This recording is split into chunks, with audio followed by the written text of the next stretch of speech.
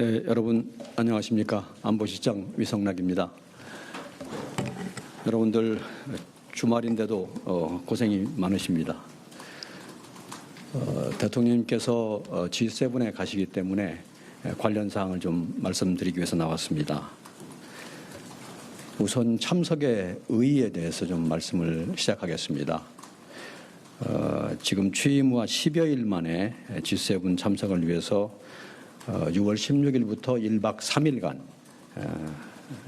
첫 해외 방문길에 오르십니다. 카나다가 우리를 초청을 했기 때문에 이제 시작이 된 건데요. 이러한 초청은 G7이 민주주의의 강인성을 보여준 경제강국 대한민국, 그리고 새로 출범한 새 정부에 대해서 큰 기대를 가지고 있음을 보여줍니다.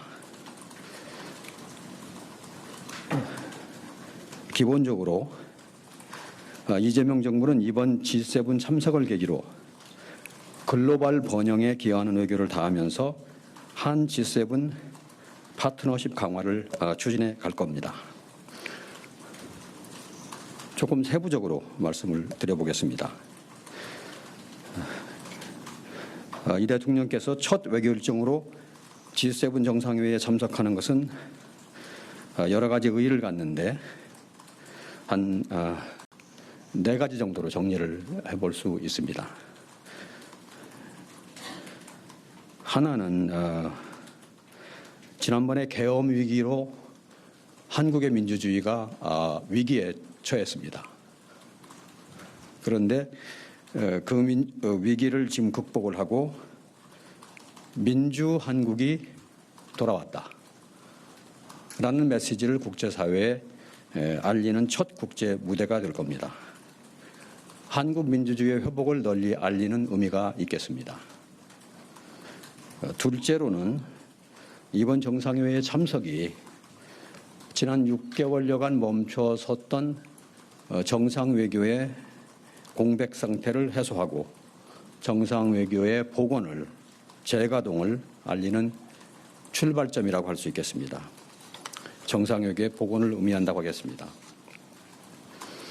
셋째로는 G7처럼 세계 경제를 움직이는 주요국들과 정상외교를 재개함으로써 글로벌 경제 안보 환경의 대전환 속에서 우리의 국익을 지키기 위한 실용외교를 본격적으로 추진해 나갈 수 있게 되었습니다. 국익 중심 실용외교의 장에 나서는 의미가 있습니다. 넷째로는 G7 계기에 미국, 일본 등 주요국의 정상과 교유하고 협의함으로써 관세 등 당면 외교 현안, 경제 통상 현안에 대한 타개 방안을 모색할 수 있습니다. 현안 타결에 동력을 부여한다는 의미가 있겠습니다.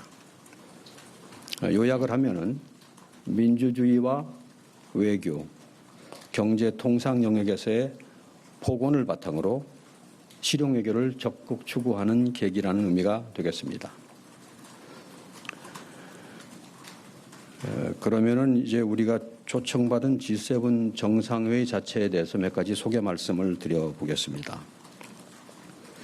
G7 정상회의는 주요 7개국, 미국, 영국, 프랑스, 독일, 이탈리아, 일본, 카나다와 EU 정상이 모여서 세계 정치와 경제를 논의하는 협의체입니다. 1975년에 처음 개최되었습니다. 올해로 50주년을 맞는 G7 정상회의는 캐나다의 카나나스키스에서 다음 주 16일부터 17일 화요일까지 양일간 개최될 예정입니다.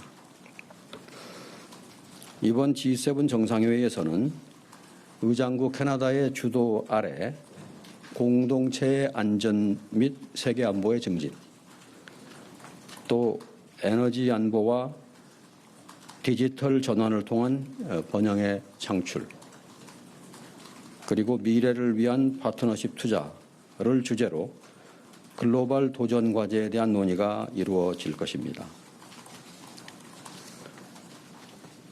첫째 날인 6월 16일 월요일에는 G7 회원국 정상들만 참석하는 단독 세션이 진행이 됩니다. 둘째 날인 6월 17일 화요일에는 G7과 우리나라를 포함한 초청국들도 참석하는 확대 세션이 열립니다. 다음으로는 주요 일정에 대해서 말씀을 드리겠습니다. 이재명 대통령 내외부는 6월 16일 월요일입니다. 출국을 하시고 당일 오후에 캐나다의 캘거리에 도착을 하십니다. 이재명 대통령님은 도착 후에 첫 일정으로 이번 정상회의에 초청받은 주요국 정상들과 양자회담을 가질 예정입니다. G7이 아닌 여타 초청국들을 대상으로 합니다.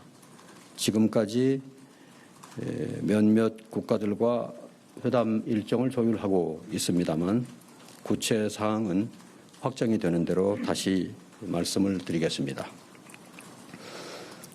참고로 이번 G7 정상회의에는 우리나라 외에도 수개국과 또 수개의 국제기구, 유엔을 포함하여가 초청을 받았습니다. 양자회담 일정에 이어서 대통령님 내외분께서는 6월 16일 저녁 캐나다가 주최하는 공식 일정에 참석하실 예정입니다.